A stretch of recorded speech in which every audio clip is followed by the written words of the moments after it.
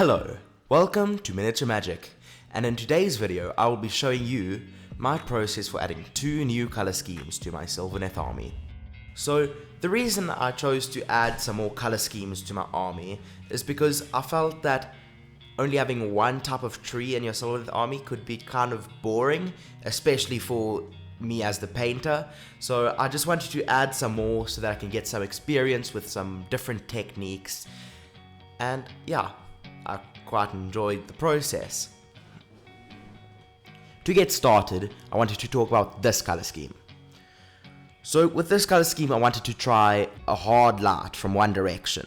So I haven't done this technique before, but it basically just requires an OSL. What I have here is that the one side is covered in the darkness and the other side has color. This gets out of the way the problem of the OSLs interfering. To get started off, I wanted to try some contrast paints. This is my first time using contrast paints, so I wasn't really sure what to expect.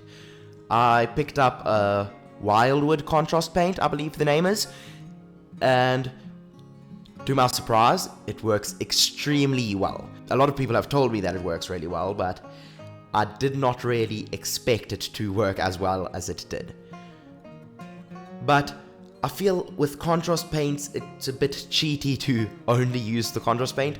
Obviously, if your army lends itself to using so many contrast paints, then yes, you can, but I wanted to layer it up, especially since I wanted that one-directional lighting. First, I wanted to get some saturation onto the Wildwood contrast, because the Wildwood contrast paint is a very dark brown. So I got some Mournfang brown, and then I slowly added some beige colors onto that to get it lighter as it reaches the front of the model, and this gives a very nice lighting effect. I also wanted to try some more new techniques. As I said, I wanted to try a lot of new techniques with this painting. So what I did is I got myself some Tesseract Glow, as I've seen that on many other models and it looks magnificent. So with Tesseract Glow, what you want to do is you want to start off by putting a white on as a base, because otherwise the Tesseract Glow won't really be as bold. So I put the white on where all of the glowing parts are, all of the spirals of the Sylvaneth, and then I also put it on the front of the claws and all of that, just to give a lot of glow, because I wanted a lot of that green glow. And then what I did with Tesseract Glow is I put it on the white areas, but I also had it go onto the darker areas of the wood, and that gives it quite a nice smooth transition, so that it isn't just a hard line. That's basically most of the painting of the model done. Now it's just on to painting the base. So for the base, I wanted to make it quite similar to my birch theme. If you haven't seen that, there should be a card on the screen right now, and you can check out my birch color scheme. But I wanted to use a different style of rock just to differentiate it a little bit, because with my Sylvaneth theme I have a lot of round rocks. With this I wanted more large boulders. But pretty much at this point I went back to my Sylvaneth theme in terms of coloring, and then I also just painted the back of the base with some black, and that gave the one directional lighting effect. It just adds to that. And now it is time for the flocking.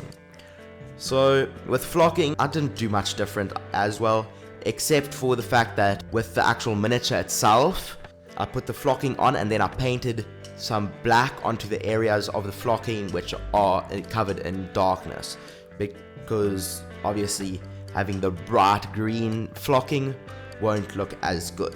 So that is the first color scheme done.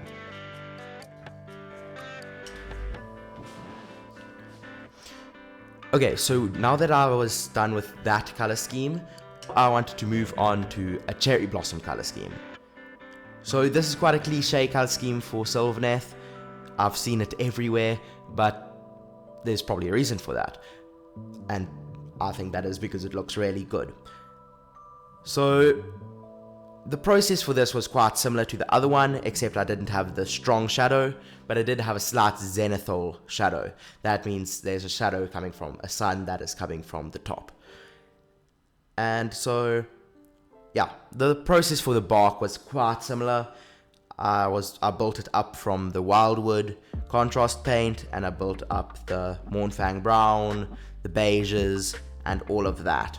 And then at the very end though, I did want to add some more interest to it, because it looks quite dull without any like undertones or anything. So I glazed some green over some areas, and it just makes it look kind of mossy or something like that. And so yeah, that was the bark for this color scheme. Then I moved on to the leaves. So for the leafy areas, I started off with a deep red, and then I built up adding more white each time, and that gives me quite a nice pink color. Then for the glow, I went through some trial and error trying to figure out what glow works best, because with with the cherry blossom schemes, you find quite a few different types of glow. That ranges from the same pink, it goes or red or green or whatever really, but I didn't want to do the red because I'd already done that, and I didn't want to do the green, so I went for a blue glow. This process is quite similar to the one using Tesseract glow, except I was using more normal paints rather than the effect paint that is Tesseract glow. I started off by painting white at all of the areas that needed a glow. This just brightens up those areas. And then I built up from a dark blue at the very end, and just built that up until I got to that white in the center. It isn't a pure white, because having a pure white usually detracts and it doesn't look natural. So you don't want to go to a pure white, but it is just a slightly bluish white. And then for the base, the painting was pretty much exactly the same. It's the same bluey earth with the grayscale rocks. And then where it got a bit more interesting is with the flocking. So with the flocking, as I found out with my other color scheme, you can paint the flocking. And so I painted the flocking using basically the same steps as I used for the leaves. And because the flocking was on the leaves, I kind of did cover my previous work, but it was good to just have an undertone to work off of.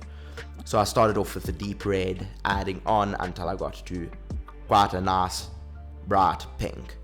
And then also for the foliage on the ground, I just used some flocking, some static grass, same as I do for all of my other bases.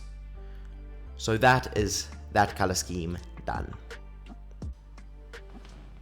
Okay, so now that I've got my two concept models done for those two color schemes, I went ahead and did my batch painting. So let's get into that.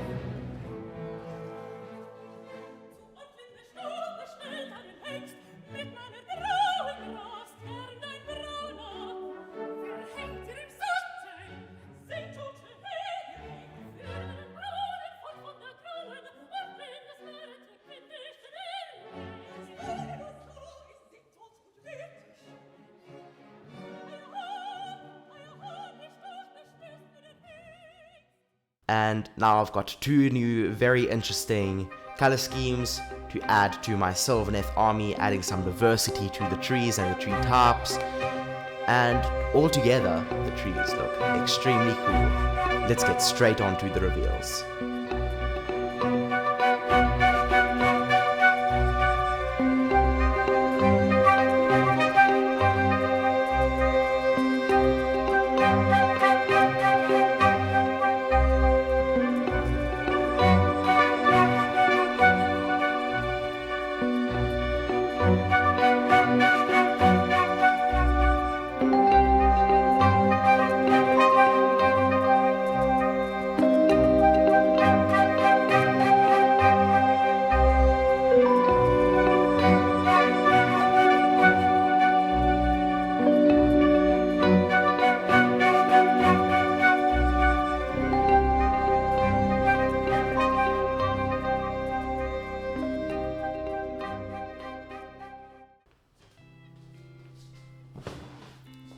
Hello, welcome to the end of the video.